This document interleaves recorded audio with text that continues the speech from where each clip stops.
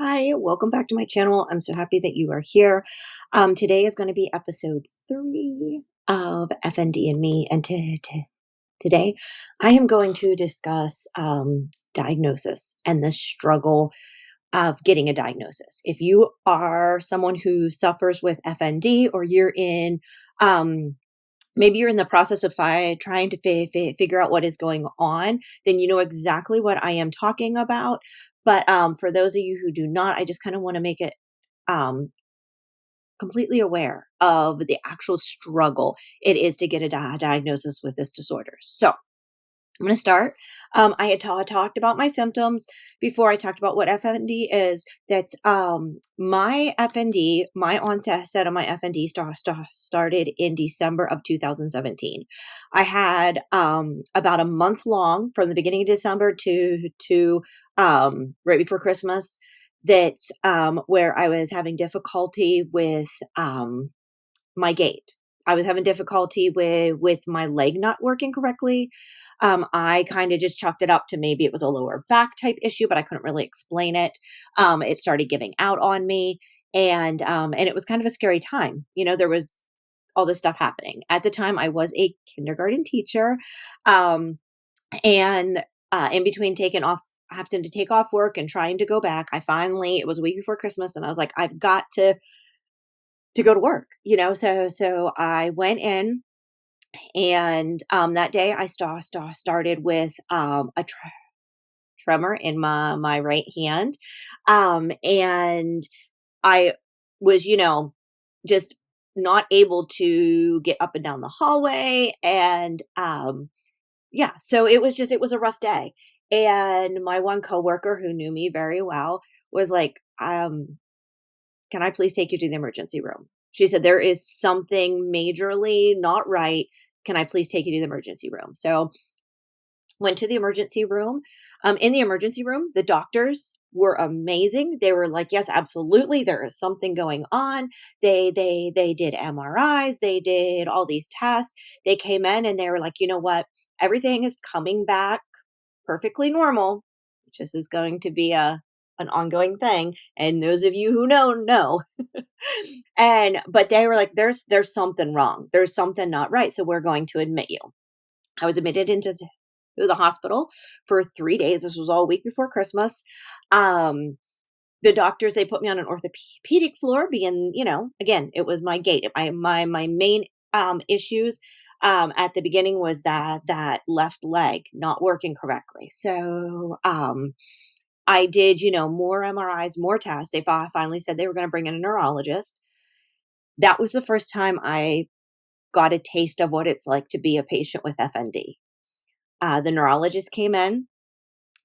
He had me stand up and walk. And of course, too, with laying in bed, which I know now even more, when I went to stand up and take a couple steps, my leg gave out and I grabbed the bed, and my leg like I said, the only thing I can say, it does not move correctly. Because remember, it's that communication from my brain down to my leg. There was a block. So by the time it got to my leg, it wasn't right.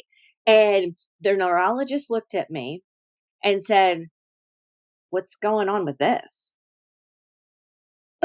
I was like, I don't know, you tell me. So they kind of just brushed me off. I was sent home. I had an orthopedic appointment set up for the next day.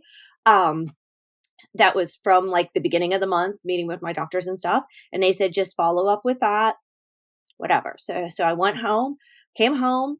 So I was in the hospital 3 days, came home, fell coming in. It was really rough. And the next morning I woke up and I couldn't talk. That you're going to hear in these videos my rapper voice come out, but when it started, it was choppy. It was just like I could not get it out. And it was, sorry, my cognitive processing just shuts off for a second. So I went to that doctor's appointment, and there I went in. My husband had to carry me in, get me in a wheelchair, take me up to the floor. And in there, they're like, "Oh my goodness, no, there is something wrong." They said, "We are sending you across the street to the hospital to the emergency room." So I get to the emergency room and you'll see they did all kinds of tests. They had me all wired up. They did all these tests. And again, you're everything's looking fine on paper.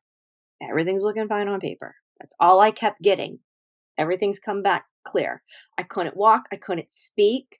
That's all these things are happening. And all I'm being told is, I don't know, you look fine on paper.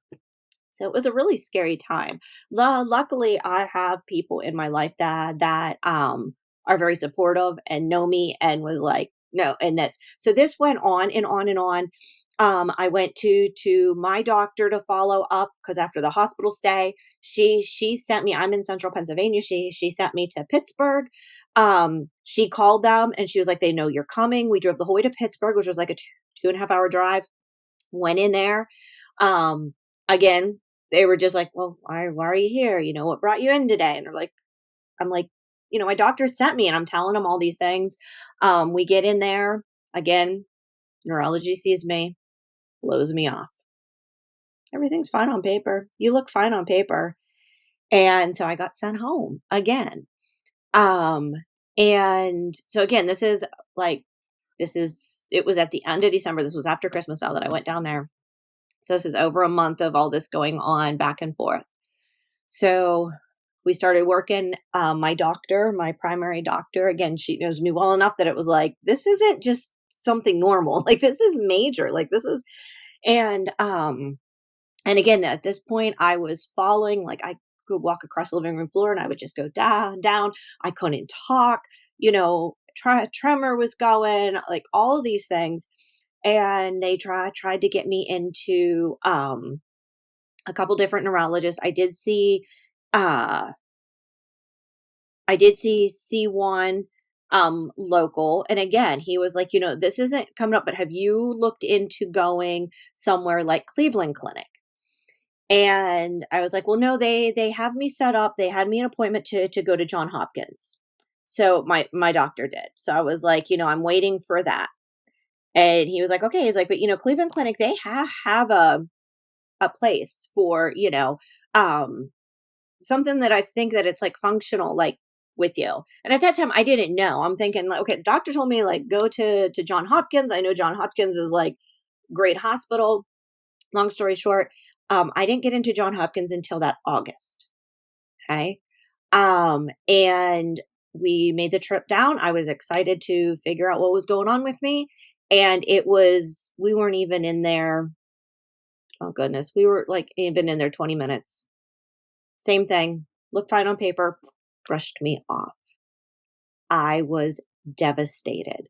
This was going on and on and on. So finally, I someone else mentioned Cleveland Clinic to me, and it started. People kept saying about Cleveland Clinic, and I'm like, you know what? I'm gonna go on. I did my own research. I got online. I typed it in. I looked. I did my own referral. Okay, so anybody that's struggling, you can do your own referral. You do not have to just listen to the doctors. Because the doc at John Hopkins, they were like, he's like, it's all in your head. He's like, you just need to go find a good psychiatrist. I came back and my doctor was like, absolutely not. And I even asked her, I said, will you please just set me up with an appointment like that just so we can check that off? And because they kept saying conversion disorder, which conversion disorder is something that FND used to always be mistaken for and called, but conversion order is completely different. And that's where it's not the communication and all that. That's where you have these repressed emotional things, and then they come out as physical. Again, not what I'm dealing with. So anyways, I made my own referral, and I went to that appointment. They were like, "Yeah, no, it's not anything like that." I made my own referral. I went to Cleveland Clinic, and I made a referral on Friday. I already had an appointment for Monday to go in and get checked, um, and yeah, and then I got referred to the FND clinic, and which was life changing. And I went in there, and the rest is history. I was diagnosed with functional neurological disorder. From the onset of my disorder to the end, I waited 431 days before getting a diagnosis. So that's the struggle. That's the struggle. And that was with me being very determined and having a team of supportive people pushing for me. Not everybody is as lucky, unfortunately. So that's again, I'm sharing this because I'm hoping to help somebody. Please message me, ask me any questions. But it is a very scary disorder. It is even scarier dealing with the medical field until you find the right people. What happens is neurology wants to push it off to psychology. Psychology knows it's something with neurology too, and it is a combination. They have to be combined. So, because it's our brain. Our brain isn't separated into just two pieces that never work together. This is everything together. And and there's such a stigma on mental health that as soon as you hear, like, oh, it could be something psychological, it's like, no, no, I'm not causing this, but that's not what it is. This is something that is intertwined. It is your brain. That's do not look at it as it's only this or that. It is your brain. It's all together. And I meet with a team of doctors who understand that at Cleveland Clinic, and they have been wonderful. So that's my journey on getting a diagnosis. Again, 431 days of not knowing is very scary. It's very difficult. But through the grace of God and the strength He gave me, I was able to get through, finding a good support system and not giving up. Those are the things that you have to remember. So yeah, that's again, thank you for listening. Thank you for being here. That's please comment, before low. Let me know your story. Are you going through something? Do you need some help with something?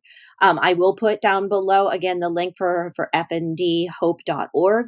There is a place on there that you can look for providers in your area as well, and it's very beneficial. So yes, thank you for being here. Please do all the things. If you can subscribe, do all those, just so I can get this word out there. That's the only reason why I ask you to do those things.